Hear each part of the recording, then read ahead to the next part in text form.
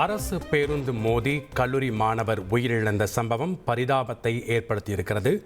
திருவண்ணாமலை போலூரில் கல்லூரி செல்வதற்காக பேருந்தில் ஏறிய மாணவர் வெற்றிவேல் தவறி விழுந்து பேருந்து சக்கரம் ஏறியதில் சம்பவ இடத்திலேயே பரிதாபமாக உயிரிழந்திருக்கிறார்.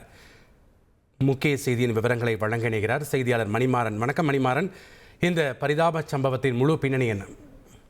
வணக்கம். திருவண்ணாமலை மாவட்டம் போலூர் அடுத்த குத்திராம்பட்டு கிராமத்தை சேர்ந்தவர் வெற்றிவேல். இவர் திருவண்ணாமலை அரசு கலைக்கல்லூரியில் 1ஆம் ஆண்டு பயின்று வருகிறார். இந்நிலையில் போலூர் பேருந்து நிலையத்திலிருந்து தினந்தோறும் அரசு பேருந்து மூலமாக திருவண்ணாமலை அரசு கலைக்கல்லூரிக்கு செல்வதற்கு வழக்கம். இந்நிலையில் இன்று பேருந்தை நிலையத்திலிருந்து தவறவிட்டார். பின்தொடர்ந்து பேருந்து ஏற முயன்ற போது, அதாவது இவர் பின்பக்க சக்கரத்துல மாட்டி தலை மாட்டி உயிரிழந்துள்ளார்.